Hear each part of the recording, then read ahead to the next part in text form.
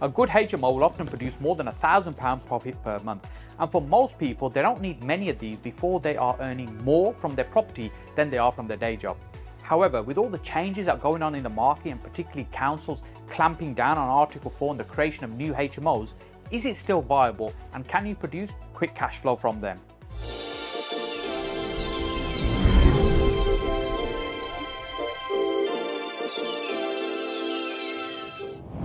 Hey, if you're watching my videos for the first time, my name is Saj Hussain, and on this channel I share with you my 15 plus years of property investing experience, ultimately to help you get further faster in your own property investing business.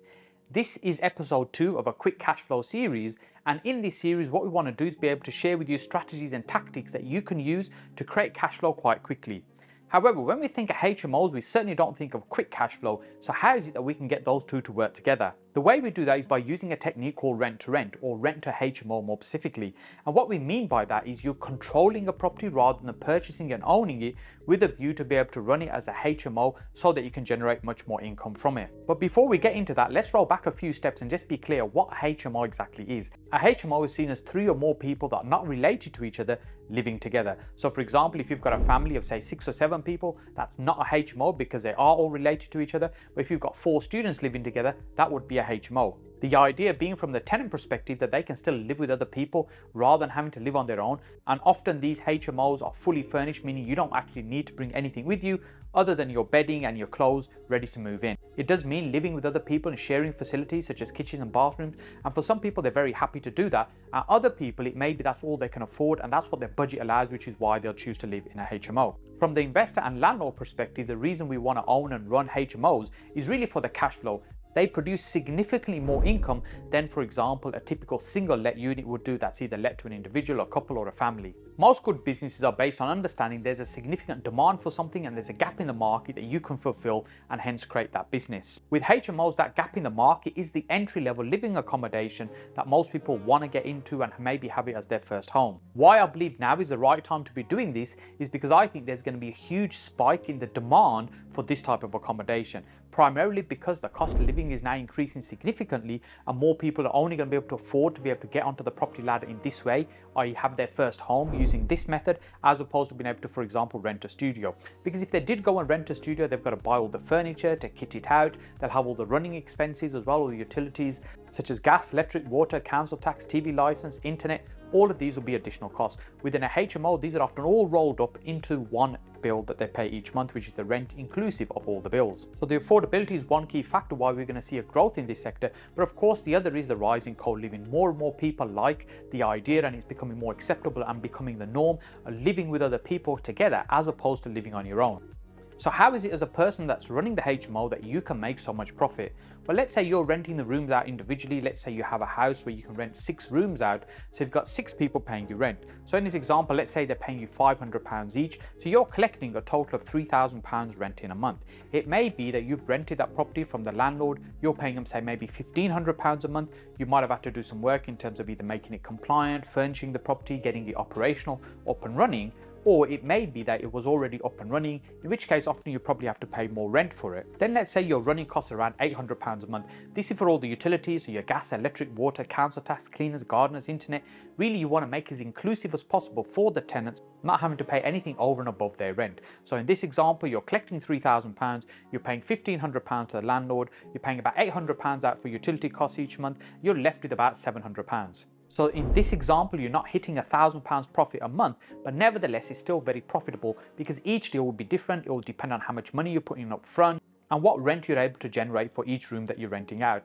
And that primarily will be driven by the quality of the product, i.e. the room that you're creating, that you're taking to the market, and what the market will pay for that room. If you want to learn in depth about the setup and the running costs of a HMO, then I'll link a video up here for you that you can come back and watch afterwards. Now, if I was starting out on this rent to HMO strategy right now, I'd really be focusing on the quick cash flow. As I was saying earlier, quick cash flow and HMOs don't go together often in the same sentence, and that's because the amount of work involved in trying to get these properties up and running, so the results come more slowly as opposed to quickly. So how can we make this happen much more quicker, which is the purpose of this video. So rather than trying to find properties that I can rent and then set up and convert to a HMO and get them operational, what I would do is I'd go looking for existing HMOs that are already in the marketplace marketplace are already operational, that are compliant, that are clean. However, they're just not doing a great job. And the reason that they may not be doing a great job is they might be very good on the compliance side and getting the property right and legal, but they maybe don't really understand the client in terms of what they want, the tenant that'll be living in the property,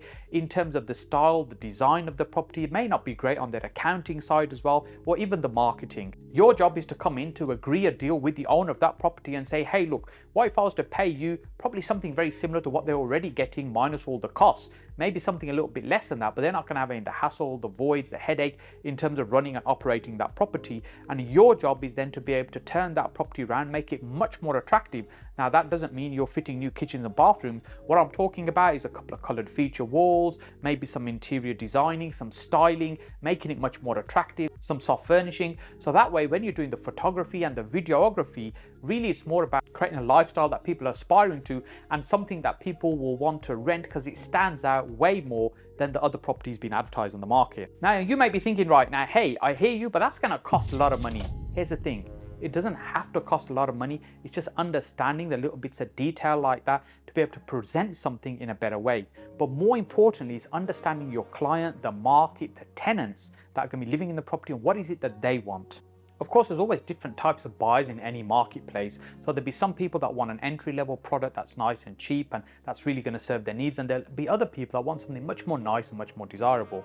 It's like thinking about, for example, a car. Maybe somebody needs a car to be able to get from A to B. They just want something basic that's going to get them literally from A to B.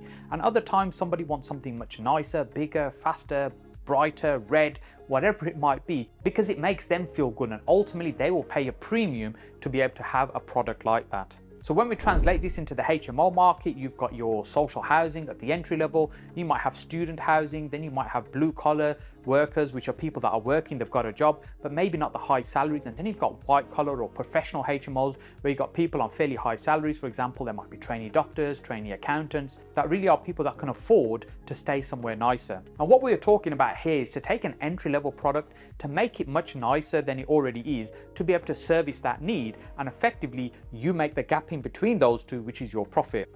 If you want to be successful at this and you want to make it work in terms of quick cash flow, then the most important part of this, I believe, is about getting the numbers right. And this is where I see many people making a mistake, because when I'm talking about the numbers, this is about doing your research and making sure everything stacks up properly. So for example, the rent that you're going to be able to charge when you rent the property out, being realistic in terms of what rent you're going to be able to achieve compared to what's already in the marketplace. Then of course, looking at what is it you're going to be paying the landlord. And often people overpay because they're just eager to get a deal, just to be able to get that deal done and get their foot on the ladder. And what you find, both of these things will really squeeze your profit margin. Then also you'll find sometimes people overspend on the property. And especially if you're getting started out, I'd strongly discourage you from doing that. You've got to make sure the property is compliant, you've got to make sure it's safe, but at the same time, you just want to make it look attractive. And a lot of these are superficial things like the soft cushioning and colors on walls we're talking about, just be able to create that homely, desirable feeling. Yes, you can potentially make £700, £800, maybe even £1,000 as a rent to HMO, a property you do not own, each month as profit. However, if you've overpaid in terms of the market rent to the landlord and you've overestimated what you think you'll be able to collect in terms of rent from your tenants, then that gap starts to shrink and your margin really starts to disappear. And when that happens, you're doing all this work for very little return. So the key message here, yes, you understand the principle in terms of how to do this, but the most important part is make sure the numbers work, do the due diligence thoroughly in terms of making it a profitable and successful project. If you've enjoyed this content, then make sure you click on my face over here to subscribe to the channel. Then click on this playlist over here, which is all on HMOs, and particularly the 5 biggest mistakes that I see people making when they're trying to set up and run HMOs.